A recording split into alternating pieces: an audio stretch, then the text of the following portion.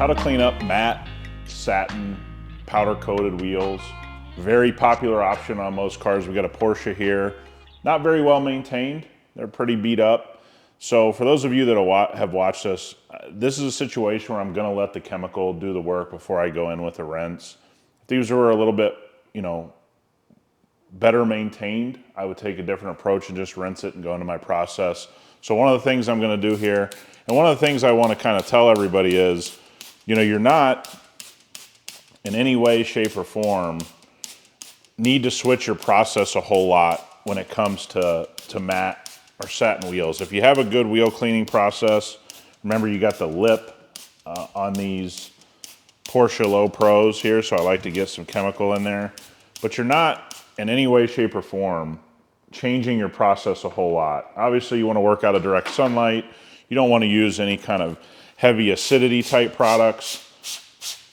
Anything that's dangerous, but if you use our wheel system with TRX and Fuego, I'm going in with Fuego here, I put some pretty heavy TRX on the tires there. One of the things I'll say is people get real freaked out when they see or they buy a car or whatever the position they're in, if they're a pro or they just bought their first set of, let's call them colored wheels or powder coated wheels, whatever. They think things have to change. And it absolutely, positively doesn't have to change. I wonder if it's picking up, Marty, on the, look at the rotor, just turning bright purple. So I can, that's just something I like seeing. But we're going to let this stuff kind of rest and do its thing.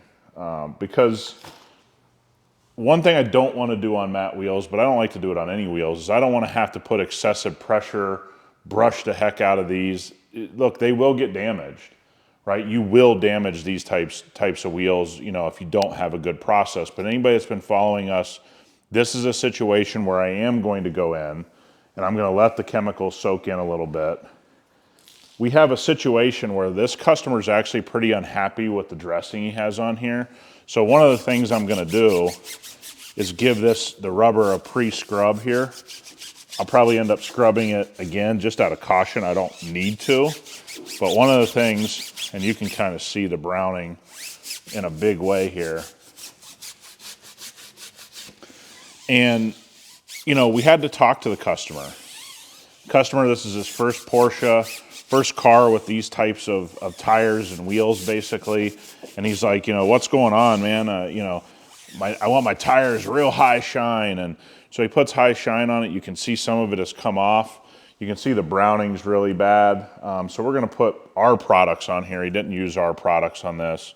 And one of the things that I wanna say is when you're working with low pro tires, the kind of dressing you pick is really important, okay? If you want an extremely high shine on low pro tires, you're gonna put yourself in some positions, wouldn't you agree? You're gonna put yourself, most likely things are not gonna look the way you want. They're not gonna perform the way you want. So you wanna go with something, our Quick Shine product, Dilute Ultra Dress, down, 4-to-1, 5-to-1. Use Infinite Shine, just use a little bit of it. But this guy had a problem. He actually brought it up to us. And we got a lot of cool things on this car. We got, discussion coming up about he's got some PPF. He's got, kind of a neglected coating. He's got a soft top on this. So we'll have a lot of things on this Porsche to kind of, teach and learn about. So we've let this eat a little bit and now we'll just go into rinsing off and then we'll get into cleaning it fully.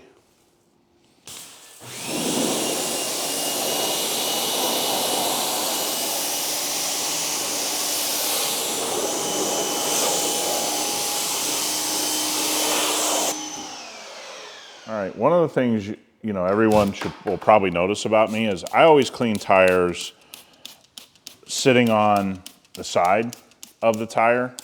I don't want to get the stuff all over me. I want to be, I don't know, I just find it more comfortable. I know people always ask, how do you keep clothes clean? How do you keep shoes clean? One of the things that I don't do personally is I don't stand in front of the wheel. I don't kneel in front of the wheel. We're obviously on a stool here. If I was doing this professionally, most likely I wouldn't have a stool. But I have a stool because filming takes a little bit longer, for those that don't know. I know we've gotten that comment a few times, but one of the things that I'll say, you know, for me personally, is I like sitting on the side. I don't have to worry so much about, you know, splattering myself or, you know, anything like that. So we're going to go in now and we're going to start attacking it. Again, we always start at 12 o'clock. But again, you know, I don't want people to be scared if this is your first set. We get a ton of questions on these wheels and people think they got to change all of this stuff because it happens to be this type of wheel. I'm going to tell you that you don't need to change anything. First of all, don't use any high acidity products. But if you use our system's completely safe on this type of finish, on every type of finish. And so it's one of those things that we kind of need to understand. There's a reason to have a process and a reason to pick the right chemicals, is because no matter what you come across, you're going to be able to attack it. You know, whether you're a DIYer and you're always buying yourself a car every now and then, you want to try new wheels, you want to buy new wheels, you want to do anything like that. You know, one of the things that people don't realize, this is the reason to have your process, because you shouldn't have to switch it. Everything should be about getting it as clean as possible, as safely as possible. And, you know, that's kind of where it is. Marty, I think I can get to this caliper pretty well.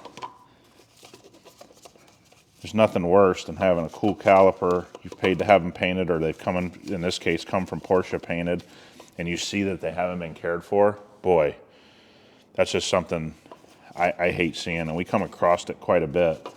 But, you know, it's one of those things, man. I think most of you following us want to maintain things better, have things look a certain way. And if you pay all this money for a really nice Porsche, a really nice set of wheels on your Porsche, you know, whether you have some HREs or you buy some aftermarket or you get them right like this from Porsche, you know, there's just something to do to maintain them. One of the things, I think you talked to the customer about this, Marty, on this one, is, you know, these wheels, they look worse faster, you know, on these dark wheels. And one of the things that I kind of say all the time is, you know, when I see dark wheels, I know, again, carbon ceramics, things are a little different, but we take care of so many carbon ceramics. In my element, people always say things like, oh, carbon ceramics, you know, they don't get dirty. It's like, yeah, they get dirty, okay? They definitely get dirty. And I don't think that brush could have got into all these little nooks and crannies on this center lock. So I'll kind of go in here and get some more of these little spaces.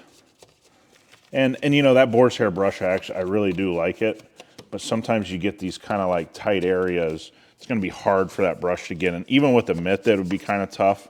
So it's nice to go in with a brush and just get, you know, around the valve stem into these a little tighter.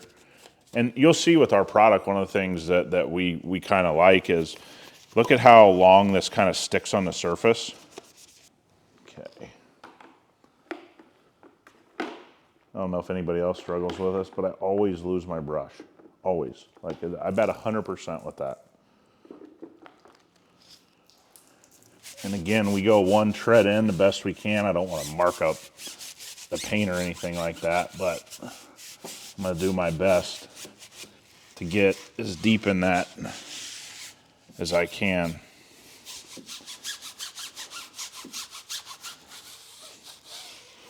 And you can see how bad that dressing was. I know you specifically talked to the customer about this, Marty, but this is real. And for those that don't know, Marty's sitting behind the camera, so I'm not just sitting here talking to myself. You guys think I'm talking to my imaginary friend or something. But this just shows you how bad a dressing can be, because this isn't actual dirt. The wheel came in, it was dirty, but the face right here wasn't dirty. It's not like he drove through a mud puddle or something that got everywhere. That's literally just bad dressing. If things get bad enough with this stuff, guys, a little bit of a tip, there's no cleaner that you're gonna get from any company that's gonna work like a solvent, direct solvent. So if you got something that's really like, oh my God, dealership stuff, sometimes you'll see this. They just use this horrific stuff. Take some mineral spirits on a towel and go over it after you've already cleaned it like this, and that'll kind of reset everything, right? And those kind of tips have helped me in my career, because I see a lot of people that feel like they need to deep clean the tire 10 different times because there's something on it. That's kind of indication that something really, really horrible is on there. Bad dressing, really, something really gnarly on there. Just grab some mineral spirits on a microfiber, a throwaway towel, go over the tire and save yourself some headaches. Still clean it like this, but if you get to the end and you've done a thorough clean and you're like, this stuff is just caked on there, grab some mineral spirits, something like that, and just make your life easier at the very end. That's kind of something, by the way, that I used on show cars a lot, right? To get the perfect dressing, I would actually go in with mineral spirits, even if it was perfectly clean to the eye, I would do mineral spirits, wipe it down, and then I'd put one really good coat of dressing on. Okay, so if you run into an issue, don't think that you can't use something like that. You should absolutely use something like that. So let's go ahead and rinse this off and move on.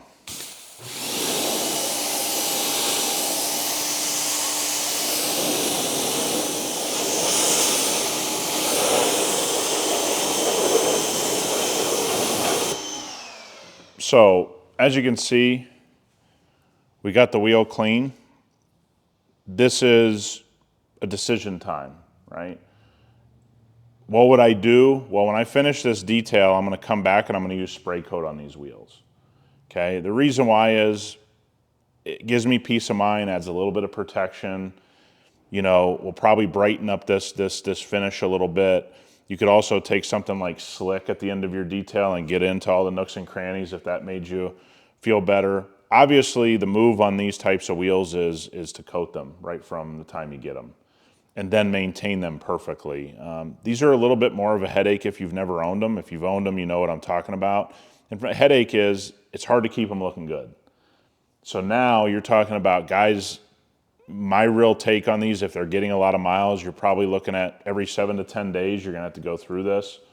But it'll be a lot quicker than this. And we're in a position where that dressing is pretty much off the surface. But again, little friendly tip, man. If we get to the end of this and find out, hey, there's some gnarly spots, we'll grab some mineral spirits and call it a day. Okay, don't go and try to clean it 15 times. You're just gonna be wasting your time, and you're gonna keep seeing brown come off. Okay, you need something to really strip that. So I hope that tip helps everybody. And I hope this kind of clears up some confusion. You don't have to be concerned any differently. If your wheel process, if your wheel chemicals are right, you can use them on things, every type of wheel. And that's what we've tried to formulate here. So I hope that helps everybody, cleaning up some matte wheels. And we'll see you on the next video.